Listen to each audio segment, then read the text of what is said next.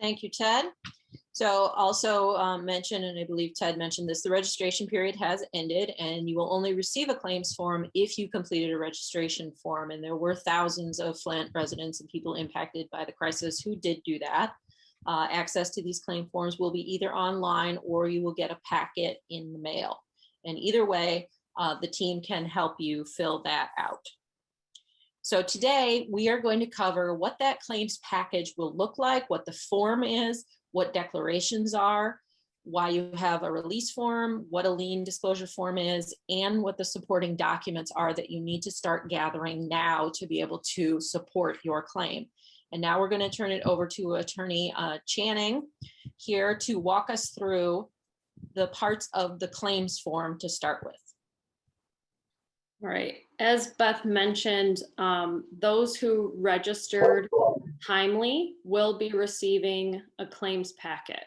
What that means is if you registered by March 29th, you will be receiving a claims packet either via the mail or on your online portal. So if you sent in your registration via mail, you can expect to receive your claims packet via mail. If you got on Case Locker, which was a website we all had to learn to manage during the registration process, right? So congrats. You will be getting notified that your claims forms are live on the website. So you'll be going right back to the same portal to complete those forms. So just keep that in mind. Those are the ways that you're going to receive your forms. When you receive them, I mean, it's going to be a pretty large packet, right? When you received your registration packet, it was fairly lengthy. Okay, so this is going to be similar. You're going to get a claims form. You're going to get some various declaration forms, a lien disclosure form. You'll get a packet of instructions and so on. So what we want to make sure that you're aware of that and also know that we're here to assist. So when you receive that packet, don't be discouraged.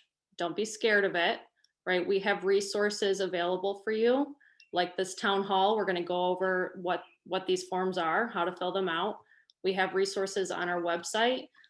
We have these sample forms up on our website right now, and we have guidance on there as well as a PDF that you can print out and help you fill out those forms at home if you want.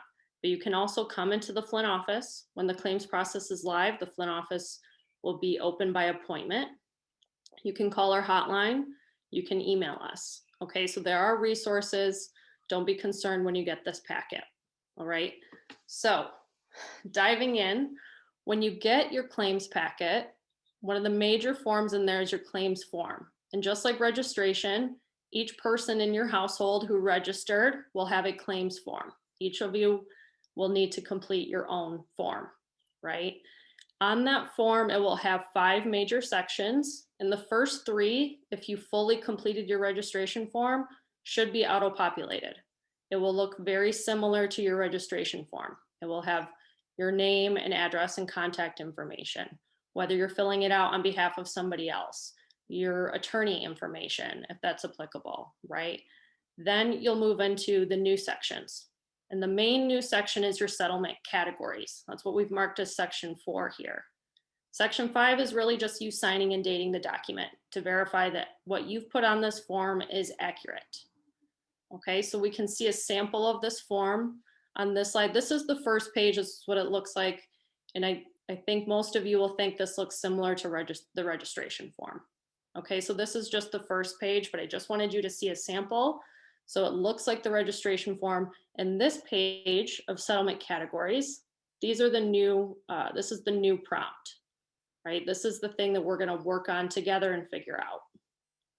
So when you look at this, you'll see that there are 30 settlement categories. Okay, some of you may qualify for multiple categories. And you'll see further that it's broken down by age. So there are 27 personal injury categories, but it's broken down further. So if a minor was 6 years old or younger at the time they were first exposed, they're going to be in categories 1 through 7 and so on. Okay, so each age group has about 7 personal injury categories that they could qualify for. Then there is a real property claim category, and then there are 2 business business loss categories. Okay, and those are 29 and 30. So when you get this form and you're looking at the categories, it's important, of course, to figure out how to determine which category you're in. First thing, like we talked about, is age, right? If you're determining your personal injury and where you might fit, you're going to need to narrow down which set of categories you might fit in. So what age were you or your minor child or whoever you're completing the form for? How old were you or that person at the age or at the time of your first exposure? Okay, and that's going to determine then which set of categories you're looking at.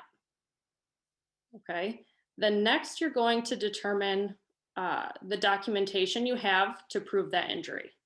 It's not enough that you select the category. You're going to have to submit proof of that injury.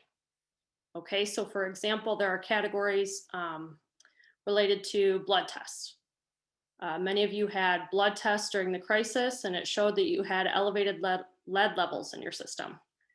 If you select one of those categories, you will have to provide a document of that blood test corroborating the category that you've selected. Okay, that's one example. If you select a category applicable to you, saying that you treated with a physician for a medical condition during the crisis that was caused or exacerbated by the Flint water, you will need to provide medical documents supporting that. Okay, so keep that in mind. And I know that Teresa later will discuss some of those documents further, but if you need to have the documentation in order to select your category. The last thing you're going to do is utilize your resources, right? I talked about our website. We have attorneys that you can meet with at the Flint office. We have our hotline that you can use, call us. We're going to be here to help you through this.